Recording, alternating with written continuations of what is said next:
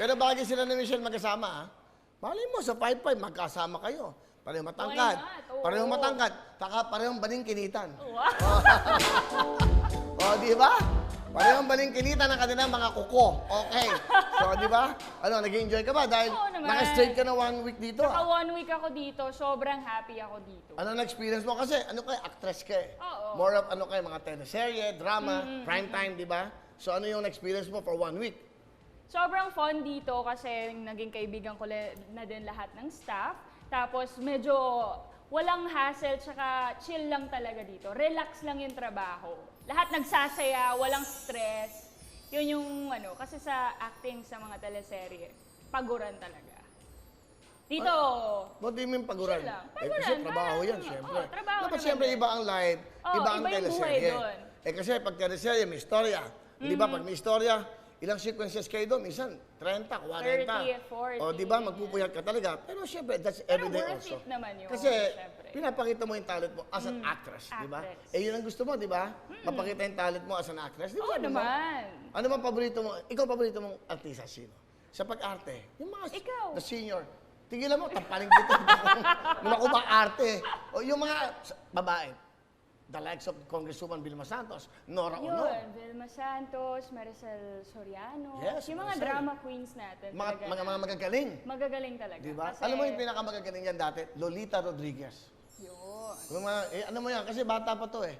Yan, of course, sino ba ba? Pero alam mo si Tito Dolphy is the king of comedy. Pero pag nagdrama yan, lahat umiiyak. Oo. Panoodin mo yung pelikula na Ninyo Mulak, hanggang ngayon, ang tatay kong nanay. Panoodin mo yon. Tingnan mo, Lino Broca yun. Ay shit, napakabata pa ni Ninyo nun, ni Onin. Tapos Tito Dolphy. Ang ganda ng istorya. Hanggang ngayon, pinapanood ko, very inspiring at nakakaiyak talaga eh. Iba yung Tito Dolphy. Tito Dolphy, we miss you so much. The king of comedy.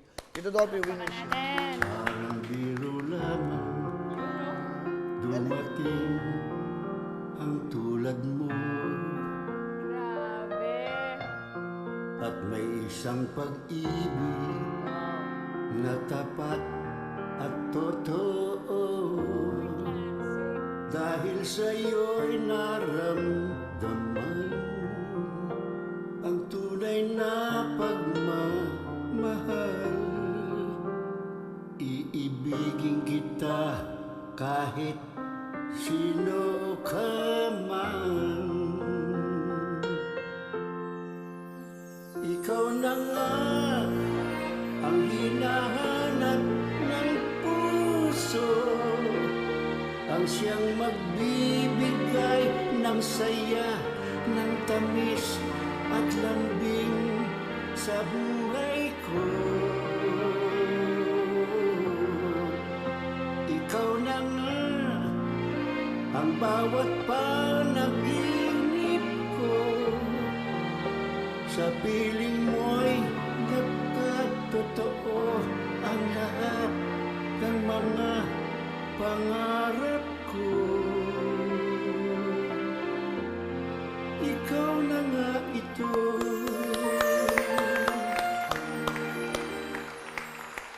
The king of comedy, Tito Dolphy, we miss you so much. Namimiss ka ng sambayanan at ng bawat Pilipino. Yung mga binigay mong ngiti, lalo-lalo na sa amin po mga nauna, no? Diba? Sa mga lola natin, lahat. Yung kasiyahan na binigay mo sa amin. At siyempre sa bawat Pilipino.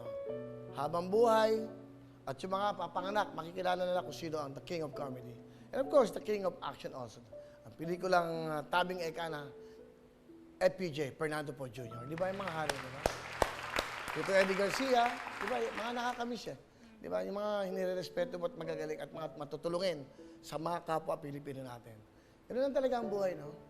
Eh, yung mga inspirasyon niya. Alam mo, si Tito Dolphy, pag may problema ako, pinapatawagan ako niyan.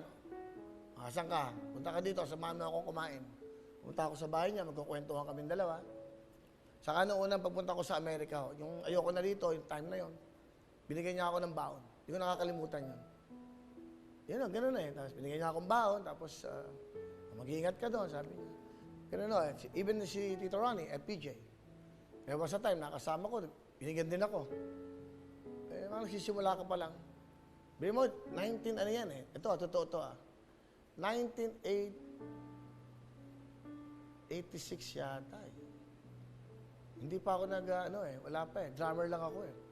Nagustuhan lang ako ni Tito Ronnie, FPJ. Sinama ako sa bahay, sa Green Hills. Kumain kami. Kasama ko si Fred Panopio eh. Nakakuwento ko lang, naalala ko lang bigla. Binigyan ako ni Tito Ronnie na, the King of Comedy, that was 1986 or 87. Binigyan ako ng 100,000. Nagulat ako, sabi niya, bibili mo lang, kailangan mo. Sabi niya. Yan po si Tito Ronnie. Kasi naging ninong ko siya sa kasal namin ni Princess. Tapos si Tito Dolphy, bigyan naman ako $1,000. Nagpupunta naman ako ng Amerika. At mga dami rin tumulong sa akin. Nung I was down in life, Lana, the megastar, Sharon Cuneta. Pinadala ako ng sobre, akala sulat, o baka kailangan mo to. Pinadala niya ako ng cheque. Bong Revilla. Maraming mga tumulong sa akin.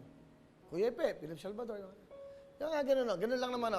Kaya siguro ganito ang aking mabusilak ang puso ko dahil marami din yung taong tumulong sa akin. So, sabihin, marami pa eh. Of course, nabigyan ako ng pagkakataon. Ito, hindi naman sa ano. Nabigyan ako ng malaking pagkakataon, siyempre, sa ABS-CBN.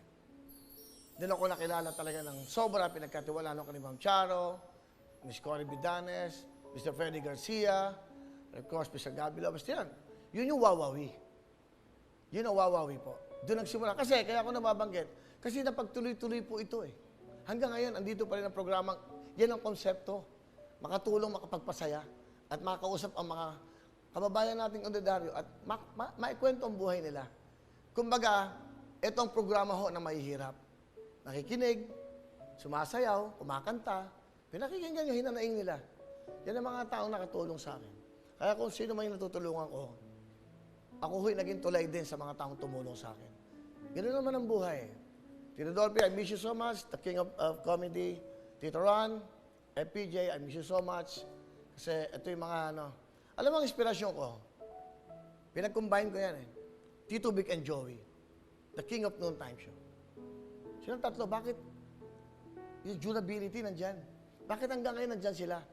Yun eh. Kasi yung sense of humor nila, hindi nababago. Hindi scripted. Natural. Kaya ang Itbulaga, ilan na ang tumapat yan? Hirap. Kasi solid eh. Iba. Pamilya yan eh. Solid yan. Mahirap mong gibain ang pader na solid. Di ba? Mas madali mong gibain ang kawayan kasi hindi solid yan. Yun. Isa yun. And then, of course, Tito Dolphy, patulungin, FPJ. Parang yun ang pinag-aralan ko. Paano ba sila naging successful? Bakit sila mahal ng tao? So, niisip ko yun, pinagdasal ko, ito na. Napagkalooban naman po ako ng pagkakataon. Pero, ito rin po yung mga taong naging inspirasyon ko. Kaya naging busilak din ang puso ko. Diyan lang ho kayo.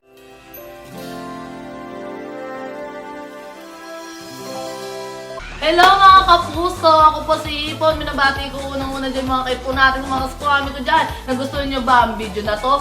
Marami pa kaming inanda para sa inyo. Mag-subscribe lang sa Wowin YouTube channel. Tsaka, don't forget to hit the, the bell button para lagi kang updated. Yun lang!